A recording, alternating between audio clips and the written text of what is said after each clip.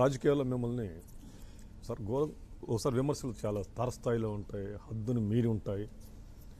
అది చూస్తుంటేనే కొంత బాధాకరంగా ఉంటాయి. అటువంటప్పుడు మీరు వాటిని ఎలా తీసుకుంటారు?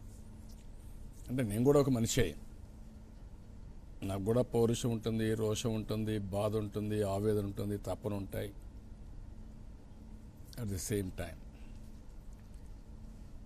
నేను ఎంపిక చేసుకున్నటువంటి విధానం, ఈ విధానం ద్వారా ప్రజలకు మెరుగైన సేవలు అందించాలనుకున్నప్పుడు బలహీనత బయటపడకూడదు, ఎక్సెస్గా కూడా చేయకూడదు. కొంతమంది తిట్టడమే కాకుండా లా అండ్ ఆర్డర్ని కూడా వాళ్ళ చేతుల్లో తీసుకోవాలని ప్రయత్నం చేస్తారు. అక్కడ కానీ నేను సాఫ్ట్ కార్నర్గా ఉంటే మాత్రం రాష్ట్రాన్ని అతలాకుతలం చేస్తారు. అక్కడ లా అండ్ ఆర్డర్ మెయింటైన్ చేయాలి. అదే ఒకసారి చూస్తే అపోజిషన్ లీడర్ వైఎస్ఆర్ కాంగ్రెస్ జగన్మోహన్ రెడ్డి విశాఖపట్నానికి వెళ్ళి జల్లికట్టు స్ఫూర్తిగా నేను బీచ్లో గొడవ చేస్తానంటాడు. Next that Republic Day, next day investors meet. అప్పుడు అతను వదిలిపెడితే ఇంకేమవుతుంది, రాష్ట్రం అతలాకుతలం అవుతుంది. కఠినంగా వ్యవహరించాలి. ఒకసారి ఇక్కడ కలెక్టరేట్కి వచ్చి ఇష్టానుసారంగా ప్రవర్తించి కలెక్టర్ దగ్గర ఇక్కడ విజయవాడలో బస్సు యాక్సిడెంట్ జరిగితే కలెక్టర్ని జైలు తీసుకుపోతానంటాడు.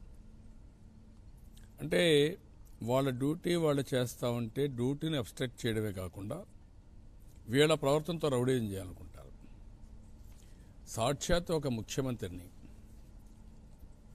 ఒక కాన్స్టిట్యూషనల్ అథారిటీ అయినటువంటి ముఖ్యమంత్రిని నడు రోడ్లు ఉరేస్తూ ఉంటాడు, చెప్తూ కొట్టమంటాడు, బెంగాల్లో బారేయమంటాడు. ఇది మిగతా వాళ్ళను కూడా అదే భాషలో మాట్లాడిస్తారు. అలాంటప్పుడు నేను కూడా డిస్టర్బ్ అయితే ఏమవుతుందంటే రాష్ట్రానికి నష్టం జరుగుతుంది. అదే సమయంలో పూర్తిగా సమాధానం కూడా చెప్పకపోతే ఏదో భయపడుతున్నారు అనే పరిస్థితి కూడా వస్తుంది. ఈ రెండు బ్యాలెన్స్ చేసి తీసుకుపోవాలి. ఆ కార్యక్రమం నేను చేస్తాను. అది ఇంకొక పక్క నేను రాజకీయాలు చాలా చూశాను. 40 సంవత్సరాలు నా సుదీర్ఘ రాజకీయ ప్రస్థానంలో చాలామంది చూస్తాను.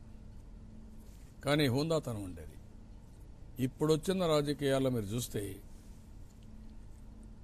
ప్రస్తుతం ఉండే ఇతను వాళ్ళ తండ్రిని అడ్డం పెట్టుకొని విపరీతంగా దోపిడీ చేయడం, తప్పు లెక్కలు రాయడం, ఎక్కడికక్కడ డబ్బులన్నీ కూడా ఫారిన్ బ్యాంక్స్ నుంచి లేకుంటే ఇంకొక పక్కన రూట్ చేయడం, షెల్ కంపెనీలు పెట్టడం, ఫైనల్గా అవన్నీ పట్టుకొని ఇప్పుడు కోర్టులో ఎవ్రీ ఫ్రైడే పోయి ముద్దాయిగా నిలబడడం.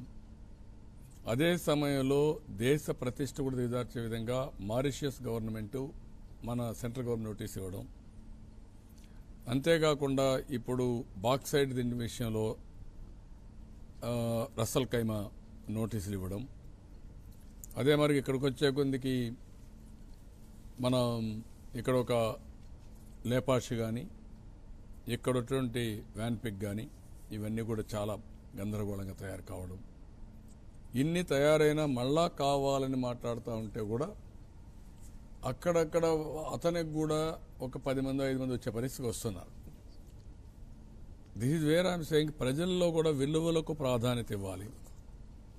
ప్రజల్లో కూడా ఒక చైతన్యం రావాలి. మంచిని మంచిగా, చెడును చెడుగా విశ్లేషించే కెపాసిటీ వస్తే ఆటోమేటిక్గా వీళ్ళ ఆటలు సాగు. ఆ ప్రయత్నమే నేను చేస్తున్నా, ఆ ఎడ్యుకేషన్ నేను చేస్తున్నా. ఇంకా కొంత సమయం పట్టచ్చు.